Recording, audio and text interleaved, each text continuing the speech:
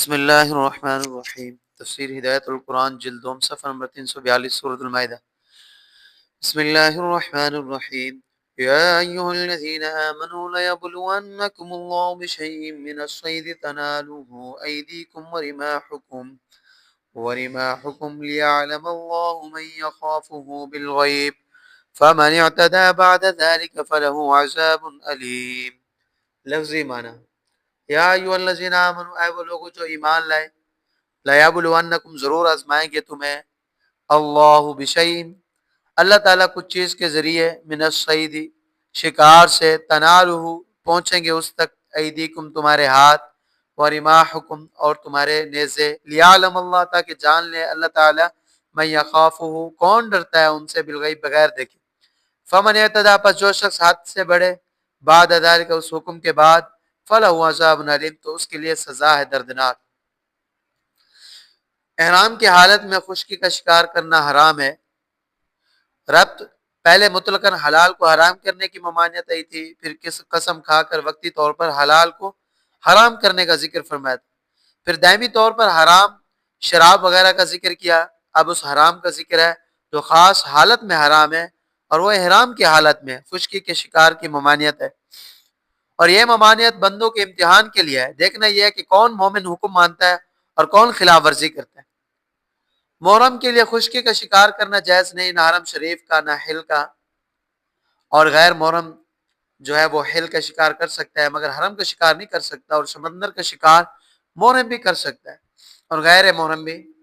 اور محرم نے کوئی شکار مارا یا جنگلی جانور کو ذبح کیا تو وہ مردار ہے، اس کو کوئی نہیں کھا سکتا، چاہے اس کو اللہ کے نام پر ذبح کیا ہو، اور اس کی جزا واجب ہے،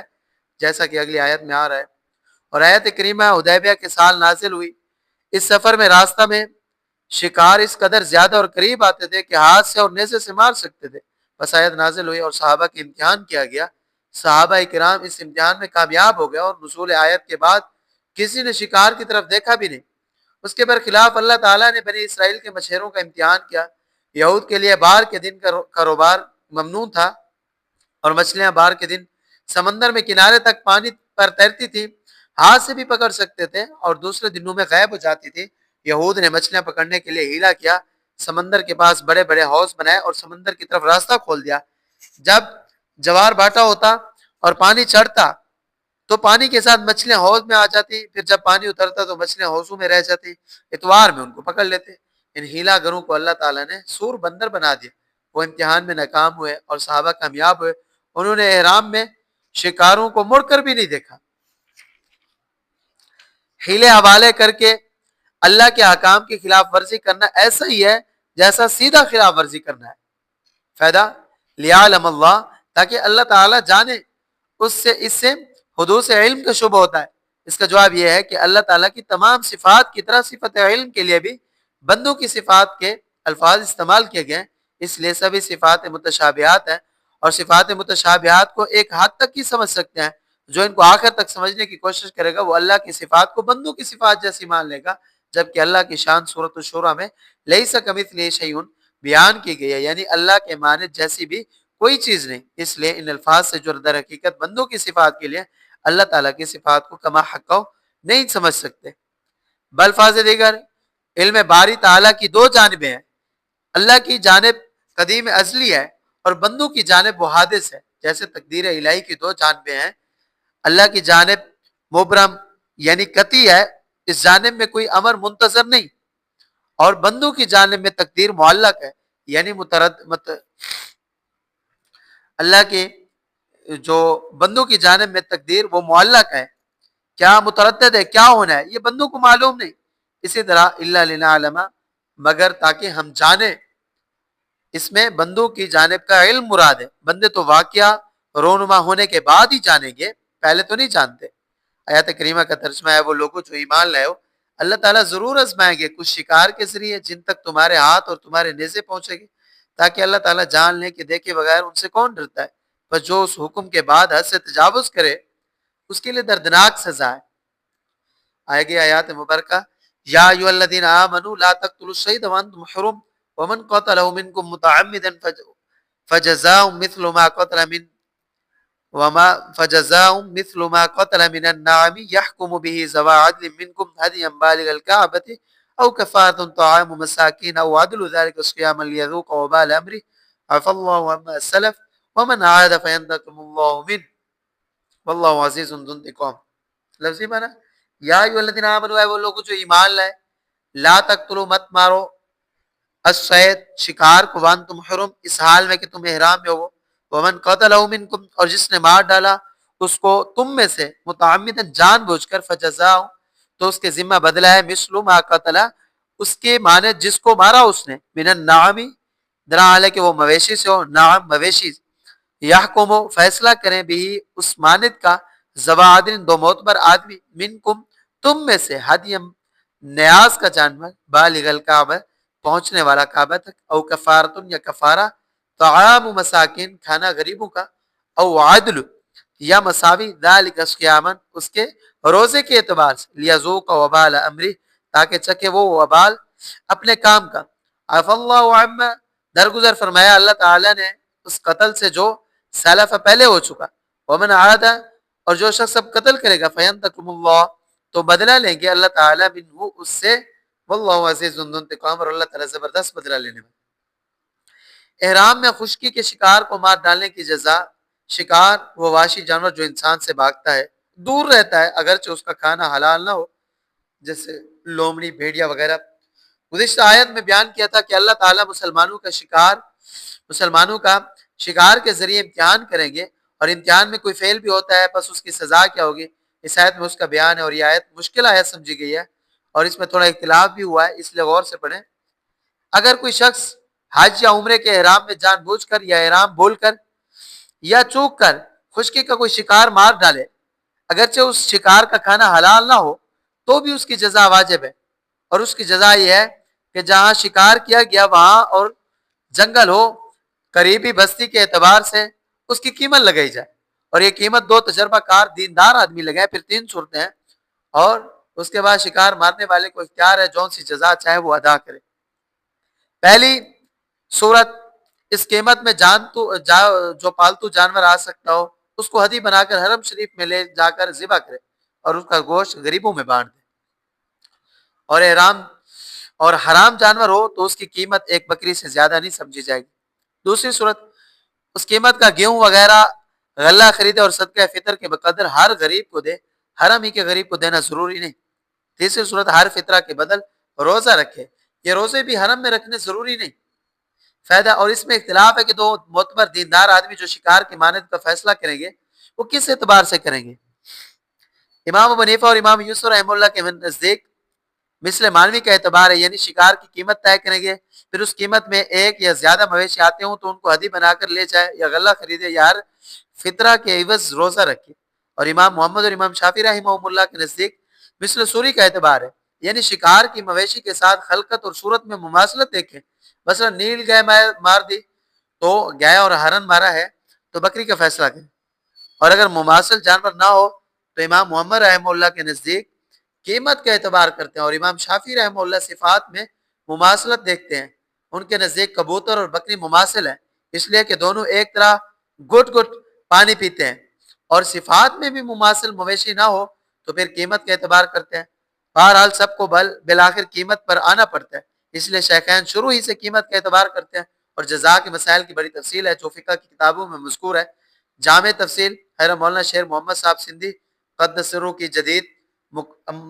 و مکمل ضبطۃ المناسک میں ہے، بوقت ضرورت اس کی مراجعت کی جائے.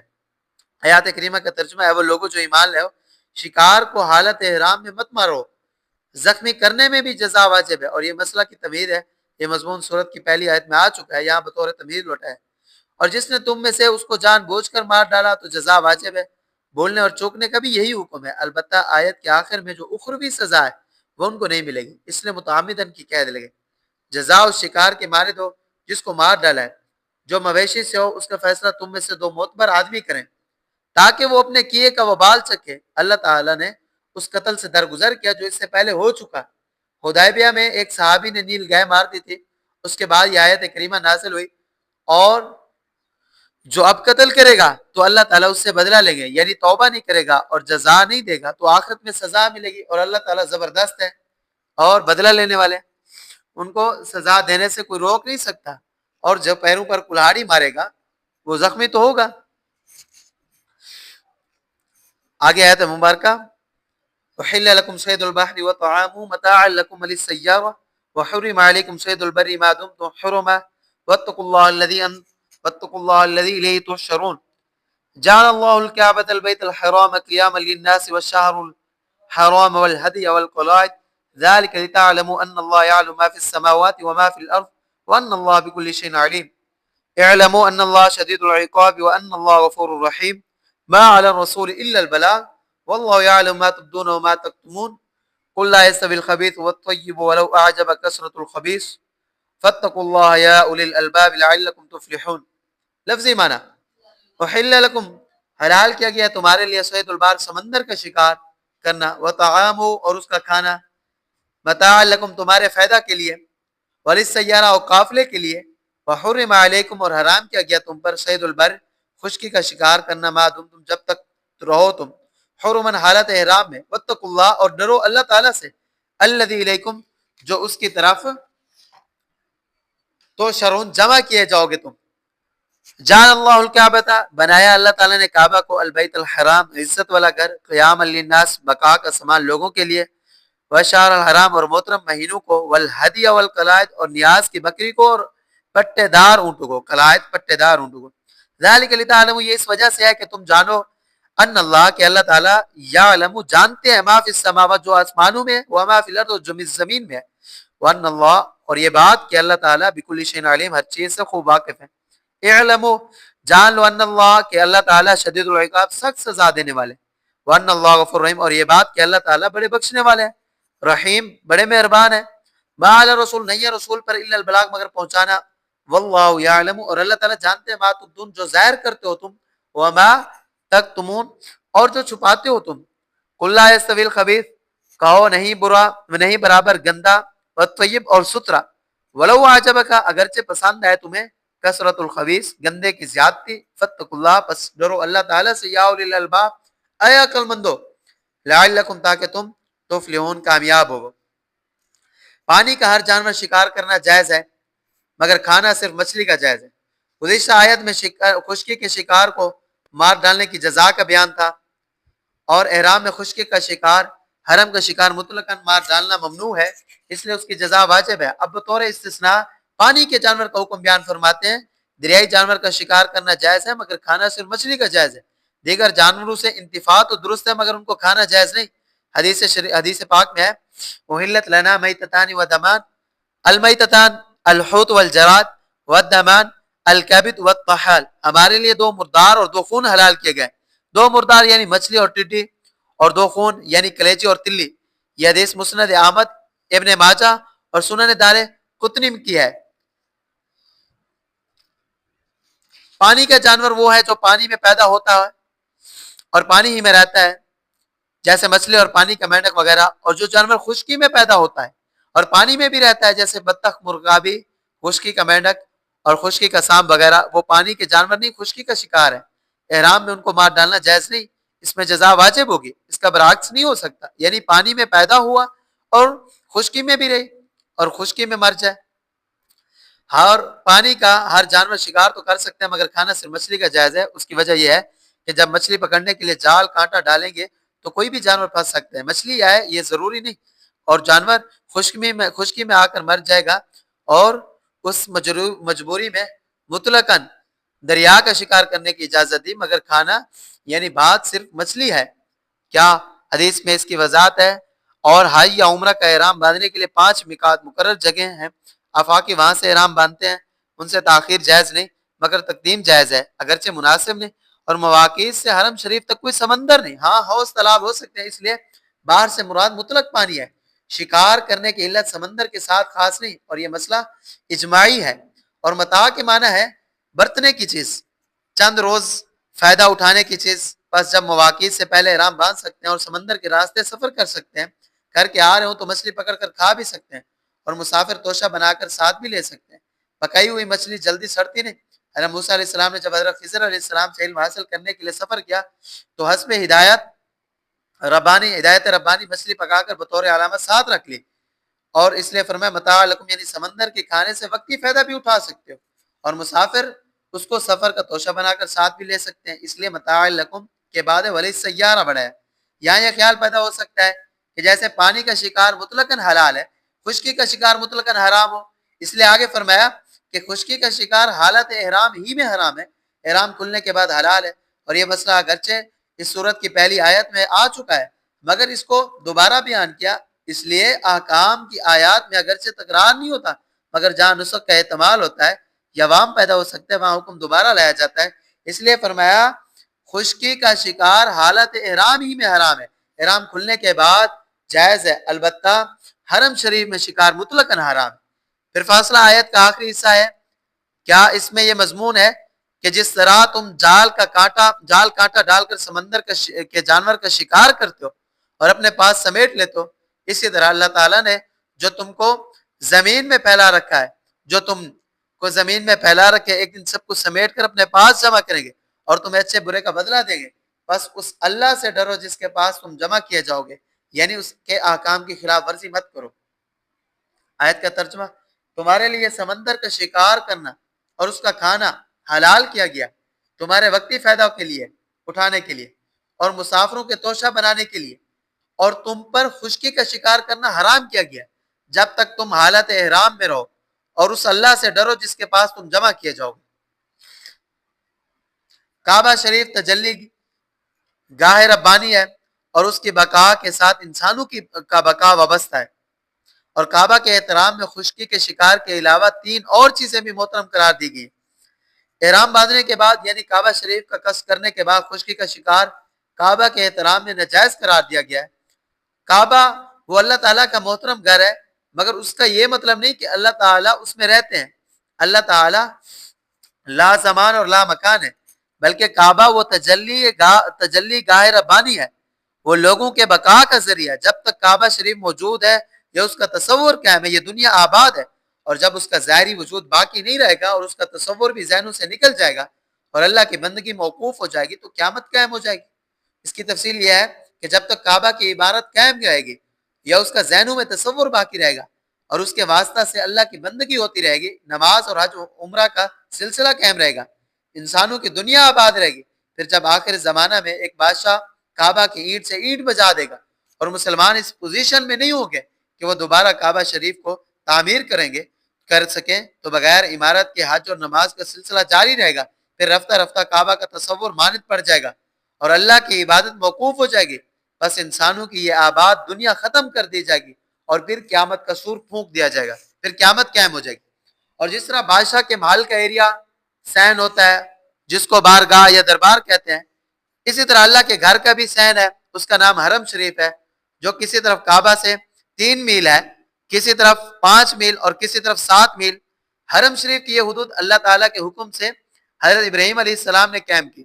بس سب سے زیادہ کعبہ شریف یعنی مسجد حرام کا احترام ضروری ہے، پھر اللہ کے گھر کے سین کا یعنی حرم شریف کا احترام ضروری ہے، اس لیے اس کا شکار کرنا یہ مطلقاً حرام کیا۔ اللہ کے گھر کے آنگن میں کسی جانور کو ستانا جائز نہیں، چاہے جائے کہ انسان کو۔ جاہلیت میں بھی آدمی حرم شریف میں اپنے باپ کے قاتل سے ملتا تھا مگر اس کا خون نہیں کھولتا تھا، اور اسی احترام کے لیے حرم شریف میں بغیر احرام کے داخلہ بھی ممنوع ہے۔ لوگ ایک وضع حالت میں اللہ کے دربار میں آئے، کالے گورے کا کوئی فرق باقی نہ رہے، سب اللہ کے بندے کنگھی کے دندانوں کی طرح یکساں ہیں، اس لیے سب احرام باندھ کر ایک حالت میں آتے ہیں۔ البتہ جو حرم شریف میں رہتے ہیں وہ ہر وقت احرام میں نہیں رہ سکتے، اس لیے ان کے لیے رخصت ہے کہ بیت اللہ کی زیارت کے بعد احرام کھول دیں اور مختلف لباس پہن لیں، جیسے حرم شریف میں پالتو جانور ذبح کر کے کھا سکتے ہیں کیونکہ یہ ایک ضرورت ہے، اور حرم کے شکار میں اول تو کوئی خاص ضرورت نہیں، پھر جو اللہ کے گھر کے سین میں پہنچ جاتا ہے وہ معمون ہو جاتا ہے۔ وَمَن دَخَلَهُ كَانَ آمِنًا، اس لیے حرم کا شکار مطلقاً حرام رہا اور پالتو جانوروں کو ذبح کر کے کھانا یہ جائز ٹھہرا۔ غرض احرام میں اور حرم میں شکار کی ممانعت اللہ کے گھر کے احترام میں ہے، اور یہی نہیں اور بھی 3 چیزیں قابل احترام وہ قرار دی گئی جن کا کعبہ شریف سے تعلق، وہ 4 چیزیں ہیں، وہ 3 چیزیں۔ نمبر 1، 4 محترم مہینے، 1 رجب الفرد تنہا رجب کا مہینہ اور 3 مہینے مسلسل ذوالقعدہ، ذی الحجہ اور محرم الحرام۔ ذوالقعدہ میں لوگ حج کے لیے روانہ ہوتے تھے، ذی الحجہ میں حج کرتے تھے اور محرم میں گھر لوٹتے تھے۔ اس لیے زمانہ جاہلیت میں بھی ان مہینوں میں لڑائی بند ہو جاتی تھی اور لوگ بے خوف ہو کر جبکہ بیت اللہ کا قصر کرتے تھے، اور رجب میں لوگ عمرہ کرتے تھے، خاص طور سے مضر قبائل، اس لیے رجب میں بھی جنگ موقوف ہو جاتی تھی۔ غرض ان 4 ماہ کا احترام بھی کعبہ شریف کی وجہ سے ہے۔ نمبر 2، ہدی یعنی نیاز کی بکری۔ لوگ گھر کی پلی ہوئی بھیڑ بکری لے کر حرم شریف میں ذبح کرنے کی نیت سے حج کو جاتے تھے، اور اس لیے اس کو بھی محترم قرار دیا تھا تاکہ راستہ میں کوئی اس کو نہ لوٹے بلکہ گھاس چارہ اور پانی سے اس کی خدمت کرے۔ اور ہدی کا لفظ اگرچہ عام ہے، نیاز کا اونٹ بھی ہدی ہے، مگر یہاں القلائد سے تقابل ہے، اس لیے چھوٹا جانور مراد ہے، جیسے بدنا قربانی کا بڑا جانور جس میں 7 حصے ہو سکیں، مگر جہاں اونٹ سے تقابل ہو وہاں بھینس گائے مراد ہوتی ہے۔ تیسری چیز، نیاز کا اونٹ القلائد قلادہ کی جمع ہے، اس کے معنی ہار، گلے کا پٹا۔ لوگ گھر کا پلا ہوا اونٹ لے کر بھی حرم شریف کا قصد کرتے تھے تاکہ حرم میں اس کو ذبح کر کے غریبوں میں گوشت بانٹے۔ اس کے گلے میں پٹا باندھتے تھے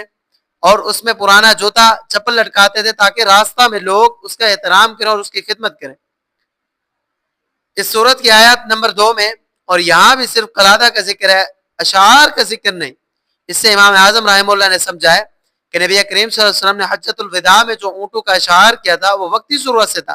بس وہ حدیث ہے، سنت نہیں۔ نبی کریم صلی اللہ علیہ وسلم نے ان اونٹوں کے گلوں میں ہار بھی ڈالے تھے، یہی سنت ہے، اس لیے کہ قرآن کریم نے اسی کا ذکر کیا ہے۔ اور اشعار کے معنی ہے علامت بنانا، یعنی کوہان کے قریب تھوڑی کھال کاٹ کر جو خون نکلا تھا اسے اسی جگہ مل کر علامت قائم کی تھی کہ یہ اونٹ حرم میں ذبح کے لیے جا رہے ہیں، اور گلے کا ہار راستہ میں ٹوٹ بھی جائے تو لوگ اس علامت سے پہچانے۔ آیت کا ترجمہ، اللہ تعالیٰ نے عزت والے گھر یعنی کعبہ کو لوگوں کے بقا کا ذریعہ بنایا، اور محترم مہینوں کو اور نیاز کی بکری کو اور گلوں میں پٹا پڑے ہوئے اونٹوں کو۔ انسانوں کی بقا کعبہ شریف کے ساتھ کیوں وابستہ ہے؟ اس کے بعد ایک سوال کا جواب ہے، ذالک اسم اشارہ بعید ہے، مشار الیہ قیام للناس ہے، اشعار الحرام والہدیہ والقلائد نہیں۔ سوال کیا ہوتا ہے جی؟ اللہ تعالیٰ نے کعبہ شریف کے بقا کے ساتھ انسانوں کا بقا کیوں وابستہ کیا ہے؟ اس کا جواب یہ ہے کہ یہ اللہ تعالیٰ کا فیصلہ ہے، یحکم ما یرید، وہ جو چاہیں فیصلہ کریں، ان کے فیصلوں میں کسی کو دخل دینے کا کوئی حق نہیں ہے، نہ ان کے کاموں کی حکمت انسان پا سکتا ہے۔ لوگوں کو تو بس یہ بات جان لینی چاہیے کہ اللہ تعالیٰ ان تمام چیزوں کو جانتے ہیں جو آسمانوں میں اور جو زمین میں ہے، اور وہی یہ بات بھی جانتے ہیں کہ کس چیز کو کیسا کرنا ہے اور کیسا ہونا چاہیے۔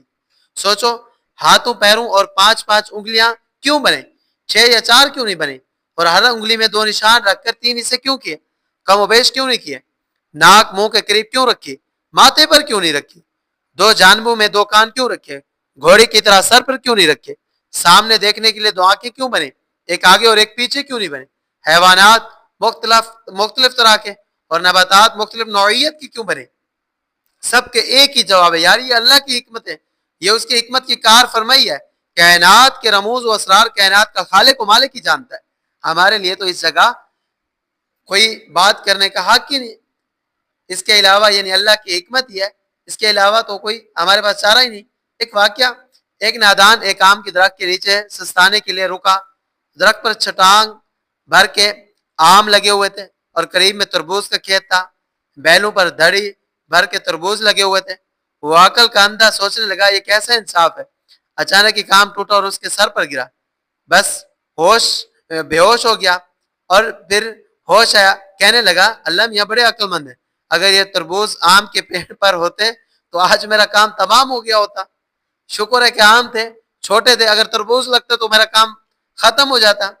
آگے آیت کا ترجمہ، وہ بات میں وجہ ہے کہ تم جان لو کہ اللہ تعالیٰ خوب واقف ہے ان چیزوں سے جو آسمانوں میں ہے اور ان چیزوں سے جو زمین میں ہے، اور یہ بات بھی کہ اللہ تعالیٰ ہر چیز کو خوب جانتے ہیں کہ وہ کیسی ہونی چاہیے۔ انسانوں کا بقا کعبہ شریف کے بقا کے ساتھ کیوں وابستہ ہے، اس کا راز بھی وہی جانتے ہیں۔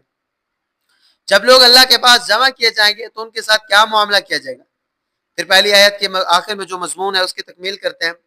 کہ جب لوگ قیامت کے دن اللہ تعالیٰ کے پاس جمع کیے جائیں گے تو ان کے ساتھ کیا معاملہ کیا جائے گا؟ جو اللہ کے باغی ہیں وہ کیفر کردار کو پہنچے گے، ان کو سخت سزا دی جائے گی، ہمیشہ کے لیے ان کو دوزخ میں ٹھونسا جائے گا۔ اور جو وفادار ہیں مگر بد کردار ہیں ان کو اللہ تعالیٰ ابتدان یا دھلائی کے بعد نجات دیں گے، اس لیے کہ وہ بڑے بخشنے والے اور بڑے مہربان ہیں۔ اور وفادار نیکوکاروں کا تذکرہ نہیں کیا، وہ شروع ہی سے نحال کر دیے جائیں گے، ان کو نعمتوں کے باغات میں داخل کیا جائے گا۔ فائدہ، قرآن کریم کا ایک خاص اسلوب ہے، جب وہ مومنین کا اچھا انجام بیان کرتا ہے تو آمنو کے ساتھ آمنو عامل الصالحات کی قید لگاتا ہے، یعنی نیکوکار مومنین ہی کی جزائے خیر بیان کرتا ہے، اور بدکردار مومنین کا حال بیان نہیں کرتا، ان کو حدیثوں کے حوالے کرتا ہے۔ اور جب کفار اور باغیوں کی سزا بیان کرتا ہے تو گناہگار مومنین کو رحمت و مغفرت کا مجزہ سناتا ہے، اور اس جگہ نیکوکاروں مومنین کا تذکرہ نہیں کرتا، اس لیے کہ السابقون السابقون گاڑی والے، کیا وہ گاڑی والے تو گاڑی والے، ان کے تذکرہ کی کیا ضرورت ہے۔ دوسرا فائدہ، اللہ کی صفات افعال متقابل یعنی آمنے سامنے، اور صفات ذات کی ازداد کے ساتھ اللہ کو متصف کرنا جائز نہیں۔ صفات ذات 7 یا 8 ہیں، حیات، علم، سمع، بصر، ارادہ، قدرت، کلام، اور 8ویں صفت تکوین میں اختلاف ہے کہ وہ صفت ذات ہے یا صفت فعل۔ اور صفات افعال بہت ہیں، ان کو اسماء حسنی کہتے ہیں، یہ متقابل صفات ہیں۔ اللہ روزی رساں بھی ہیں اور روزی تنگ بھی کرتے ہیں، وہ زندہ بھی کرتے ہیں اور مارتے بھی ہیں۔ صفات افعال میں اللہ پاک کو ضدین کے ساتھ متصف کر سکتے ہیں، چنانچہ آیت کریمہ میں اللہ تعالیٰ کو سخت سزا دینے والا بھی فرمایا اور غفور الرحیم بھی فرمایا۔ ترجمہ، جان لو کہ اللہ تعالیٰ سخت سزا دینے والے ہیں، اور یہ بات بھی جان لو کہ وہ بڑے بخشنے والے ہیں، بڑے رحم فرمانے والے ہیں۔ احکام پر عمل کرانا رسول صلی اللہ علیہ وسلم کی ذمہ داری نے۔ حالت احرام میں خشکی کے شکار کی جو ممانعت فرمائی ہے وہ اللہ کا ایک حکم ہے، اللہ کے رسول کا کام وہ حکم بندوں تک پہنچانا ہے اور بس، جبراً اس پر عمل کرانا رسول کی ذمہ داری نہیں، آگے بندے جانے اور ان کا مولا جانے، رسول کا کام صرف بتانا ہے، پہنچانا ہے۔ اللہ تعالیٰ نے بھی تکوینی طور پر بندوں کو مجبور نہیں کیا، کائنات اس مقصد کی تکمیل میں لگی ہوئی ہے جس مقصد کے لیے وہ پیدا کی گئی ہے۔ انسان اور جنات اللہ کی بندگی کے لیے پیدا کیے گئے ہیں، مگر ان کو اس تکوینی طور پر مجبور نہیں کیا گیا، ان کو جزوی اختیار دیا ہے، وہ اپنی مرضی سے عبادت بھی کر سکتے ہیں اور پہلو تئی بھی کر سکتے ہیں، اور اللہ تعالیٰ ان تمام باتوں کو جانتے ہیں جو وہ ظاہر کرتے ہیں اور جو وہ اپنے دلوں میں چھپاتے ہیں۔ یعنی کس نے حالت احرام میں شکار کیا اور کس نے شکار کرنے کا پختہ ارادہ کیا مگر کسی وجہ سے نہ کر سکا، اس سے اللہ تعالیٰ خوب واقف ہے، اور وہ ان کو ان کے فعل ظاہری اور فعل قلبی کی سزا دیں گے۔ فائدہ، بعض قلبی اعمال پر بھی مواخذہ ہوتا ہے، کسی کام کا عزم مصمم ہو پھر کسی عارض کی وجہ سے نہ کر سکے تو اس پر بھی مواخذہ ہوگا۔ حدیث پاک میں اگر 2 مسلمان تلواریں لے کر بڑھیں اور ایک دوسرے کو قتل کر دے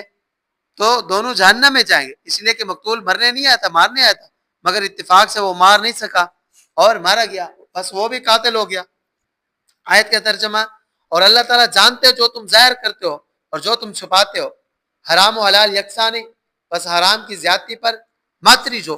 آخر میں ذہن سازی کرتے ہیں تاکہ حرام چیزوں کی قباحت ذہن نشین ہو جائے۔ فرماتے ہیں محرم کا کیا ہوا شکار حرام ہے،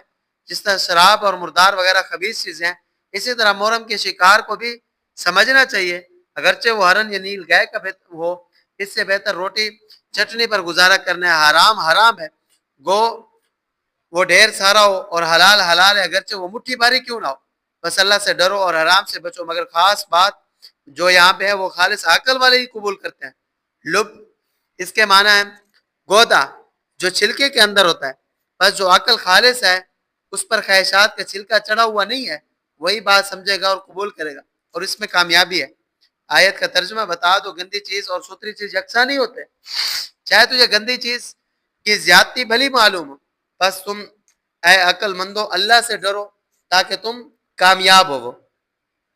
آج کے درس اپنے اختتام کو پہنچا، آپ سے یہ التماس ہے کہ آپ ہمارے اس چینل کو ضرور سبسکرائب کریں اور اس کے بعد